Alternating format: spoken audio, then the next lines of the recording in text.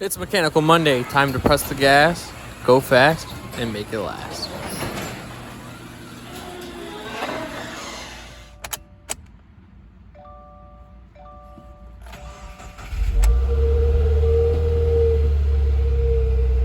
Welcome back to my YouTube channel, guys. Today we have the top 5 or first 5 modifications you should do to your car.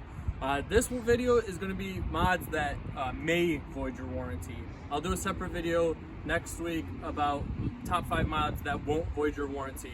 And these are going to be kind of a mix of performance mods mixed in with some cosmetic mods. But first to top the list is going to be window tint. And if you could come over here, you just look straight through. Unless you're a goldfish, I don't think you want that. But I think that's a good mod. Obviously go with your state's legal tint. I put that in air quotes because I know nobody follows it. I will say, do not tint everything. Okay, I know a lot of people come over here and they tint, they black out their tail lights so people can't see when they're braking. They black out their headlights because they don't want to see where they're going. Don't do that. But besides, if you want a nice like little tint windshield banner, that's fine. If you want to tint the back, I don't know why you would, but whatever, to each their own. Second up is going to be the catback exhaust.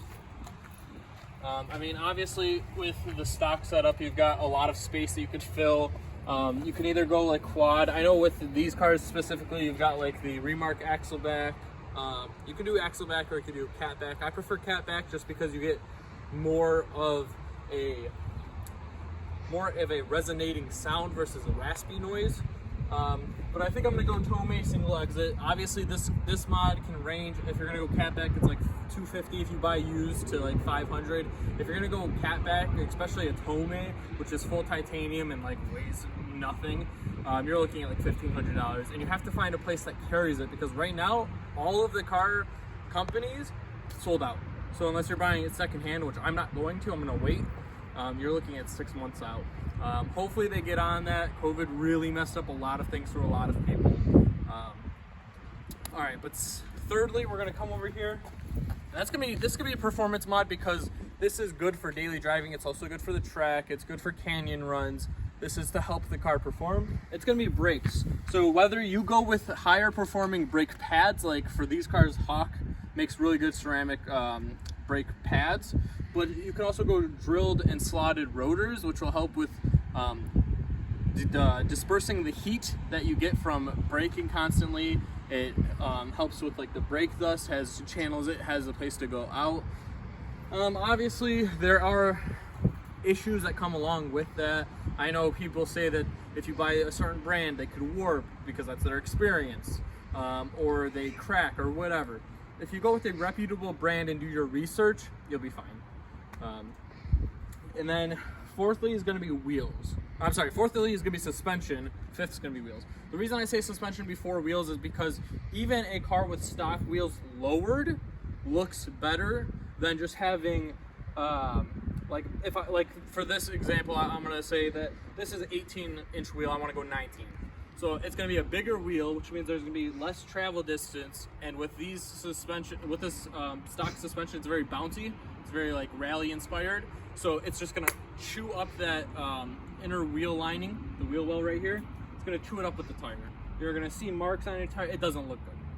I mean, even if you wanted to go, like, I'm going to throw a bonus one, and that's going to be wheel spacers. So obviously, like, this car is not flush. I've got probably a good, like, I'd say inch or two between the top of the wheel to the fender.